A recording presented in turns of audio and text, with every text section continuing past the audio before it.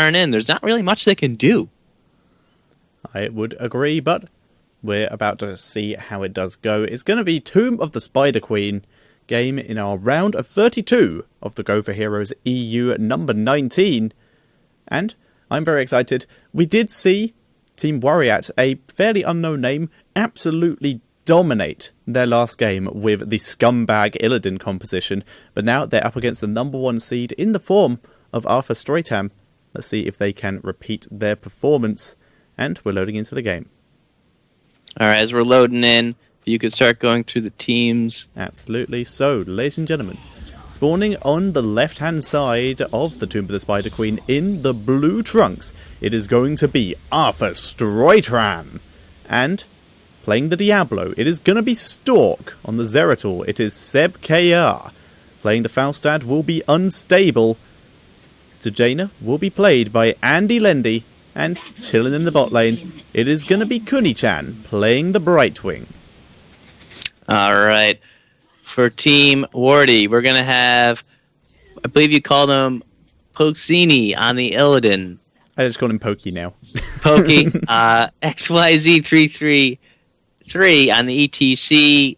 And We War on Rhaegar, Wariaty on Tastar, and Get Rip Bro on the Vala. Currently they have 5 mid, and they actually lose in a 5 versus 4 the Illidan. Yeah, speaking of Get Ripped, Rip Illidan in that fight. Sepkia taking a bit of damage from Tastar, dropping his shield to just shrug off that singularity spike. Yeah, in terms of talents, no surprises that I see on either side. That Science Fusion makes a lot of sense, but they're going to go hard on this Jaina and pick up that kill mid. Jaina just overextending a little bit. No one there to support. The Falstad coming in late, but a little bit too late, as not able to really help at all. Now, so have to be careful itself. But the Diablo rotation is there, and they're just going to try to put out as much damage as possible, and they realize they're going to have to put more than one person middle right now as they keep rotating around. Yep, and they now have grouped 3 mid. And you mentioned the talents, some of them more not anything too out of the ordinary, but some of the notable ones. Diablo going with the Devil's Due. He's going on to Pokey as well. Pokey backing out, though. He's out of range of that overpower, so he will be able to escape. The Devil's Due, seeing as this is such a small map, you'll see this exact same talent on the Haunted Mines for the same reason. When he dies, he's back in the fight so much quicker due to the size of the map. We see the Greater Cleave out of Zeratul, which is a little out of the ordinary, since we mostly see the reduced blink cooldown on some of the more mobile assassins, like when he's in most of his games. And on the other side, we are seeing Vala going for the auto-attack build that you did mention earlier, that right-click build, starting off with the Rancor to increase the attack speed. And the Tassadar is gone. Yeah, that was a little bit odd for the Tassadar to get picked off. Normally he's able to escape, but just a little bit overextended there. And the Falstad falling back for the mana. Falstad just able to take advantage of his passive very easily on this map to just constantly throw out those hammerangs, do a lot of damage. And looks like Wariaty's trying to turn in bottom, but the rotation is there in time to stop the turn-in of that Illidan. Yeah, we're also going to see Vala able to back out there. She was getting harassed by Diablo. Oh, down goes Pokey. Gets polymorphed before he's able to dash away. Great job by Kuni-chan. They're now turning onto the Rhaegar. He goes down as well. Diablo may go down. No, Brightwing TPing pretty much point blank just to make sure she gets the instant heal on him, and he will escape. And now XYZ is trapped. He doesn't have his power slide up. It's now up, but it's not going to be enough. He'll go down as well.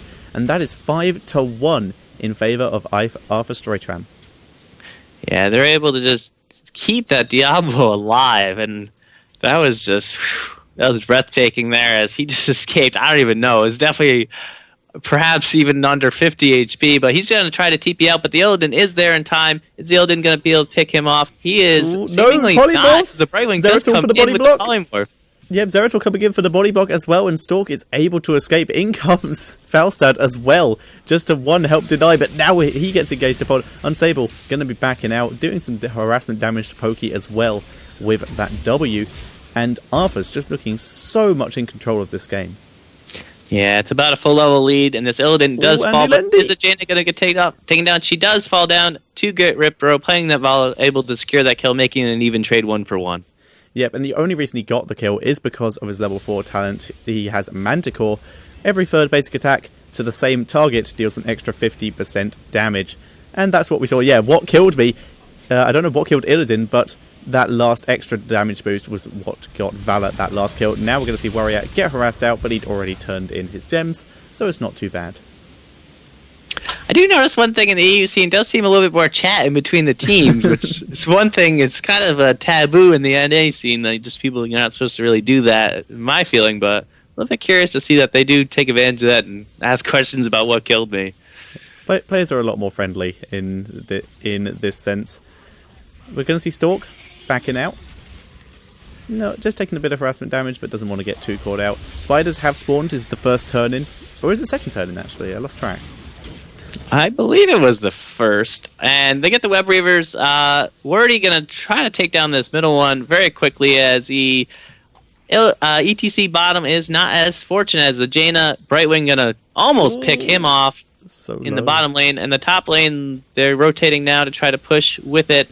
And they're going to try to get down this Illidan. And it looks like they're able to do so. And now it's level 8 to 6 lead. They're about to get level 7, but down that talent still not able to defend this top lane. Yep, this top lane will be pushed very hard. The Spider is pretty low. We're going to see Get-Ripped-Row and Wariaty backing away. Don't want to get caught out. Zeratul still continuing along with his slash build. Is taking the extra damage on his cleave if used when cloaked. So Cypria definitely going for that engage while cloaked to get a huge burst damage off. It's still more than likely, though, as he has taken his gathering power, that we'll see him go for that double bomb at the later levels. He already has almost all of his stacks. He's only one away from full at this point.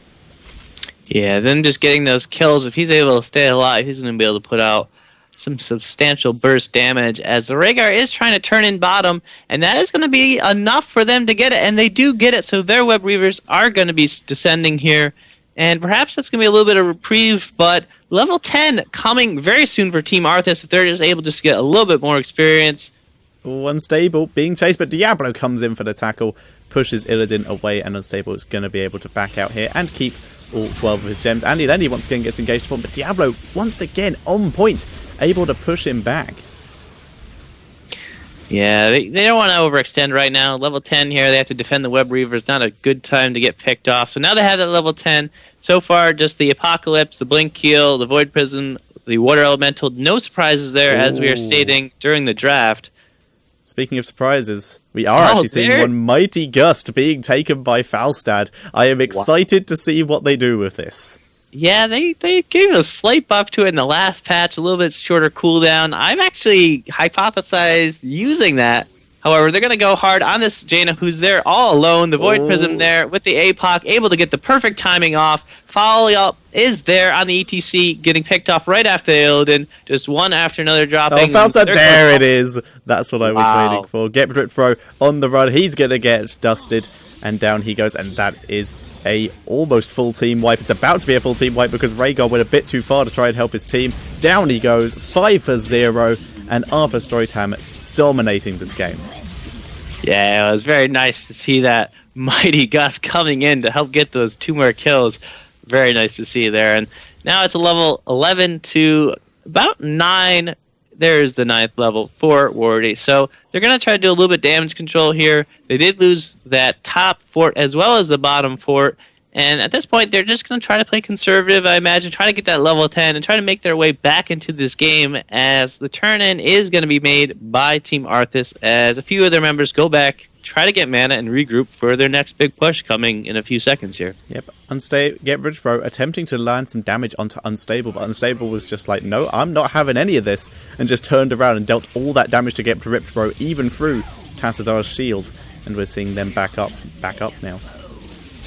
Yeah, they're going to have to regroup here. Looks like they're going to try to tap a well if it's up and regroup middle, as I imagine Team Arthas is just going to try to push as hard as they can, if possible, for level 10. Unfortunately, that level 10 is there for Wariaty, so they have the healing ward already down. They're going to try to make a good defense here, and Team Arthas doing a little bit split with the Brightwing, but of course she could teleport in as needed, as the Illidan is going full ham on this team. In comes the Stage Dive Metamorphosis. This is basically their full combo. There is the Mighty Gust to push Tassadar out of this fight and remove his shields from Illidan. He goes down. No ancestral healing for you. ETC is on the run as well. Zeratul continuing to push forward onto Get-Ripped-Bro. And Arthas just relentless in the chase, able to take down Tassadar as well. You have Drip Bro, still not out of this yet. There's the ancestral healing, but everyone's here. The full damage goes down, and so does Get Ripped Bro. It is now Zeratul and Brightwing, soon to be joined by the rest of their team, onto XYZ. Nice power slide there. He's trying to make a break for it, but he's being body blocked amazingly by Kunichan, and ETC goes down as well. Yeah, that deep chill is just so hard to run from, that 35%. If you're not able to get out in a quick time, or at least avoid one of those skill shots, such as that Frostbolt, you're just not getting out, and he's just unable to do so, even with that power slide. So, this point, 16 to 2 kills, level 13 to 10. Team Arthas just in full control, and there's not really much on the map they can do, so they're just going to keep pressure on that middle outer fort, and at this point they're just going to pull back. They got what they wanted out of it, and now they're just going to regroup, try to turn in, and prepare for their next web reavers, if possible. Yep, they're going to be able to get a full turn in. No, they're actually short a couple. Andy Lundy has 14, but that's not currently... Oh, no, never mind. Kunichan has 7. So that will be enough. But yeah, middle fort is completely out of ammo, so we could see Arthas continuing to push this in. There we go. There is the full turn in. So they can continue to push this in. They're leaving the boss for the moment, currently known in the EU pro scene at least as the throw pit. Just the fact it's so difficult, so easy to get caught here. Diablo actually going to go in and proc it, just so it doesn't despawn when the web weavers start. Down goes Valor, and this is basically ArthasStroitHram's free chance to just go in and take this. Yeah, they waited for the perfect time. The Diablo just tagging it just in time in the throw pit, as it's commonly called NA as well. It's worse than Sky Temple. Good to know. Good to know. They are going to try to engage a level 4 on 5. Here he goes. However, ETC is there. He's not in the circle, though. Diablo tackles him out, and that is going to be a golem. Illidan goes down. Diablo didn't stand a chance. Wariaty is now on the run, and he gets into the Void Prism just to try and keep himself alive, but this has just made a huge Death Prism, and that is everyone. Vala respawns in time to watch the rest of her team die, and is now going to have to solo defend. Yeah, I doubt she's going to be able to put up much of a fight, but the death timers are still pretty low, so perhaps we're going to see a little bit more of a defense, but with that boss there and the web reavers, this keep is going to go down hard and fast, and the Vala does just get soloed out by that false head, who was able to pick her off. So again, her team is just on the defense, and now they're going to be trying to defend for the game at this point, with that boss still nearly at full health, and the web reaver pushing as well. And level 11 to 16, 2 talent gap. Team Arthas is just going to go hard and stay on that core, and there's just not going to be enough damage from Wariaty to defend this. Yep. Unstable does go down, though, but the golem on its own is doing enough damage. Sebkia just going to start dancing around the core, and this will be GG. Arthas realizing, oh, we're actually starting to die. We should focus on the win, and then is going to finish off the core. So GG, ArthasStroitHram will be moving on to the next round. Do they have an opponent yet? Refresh my bracket. They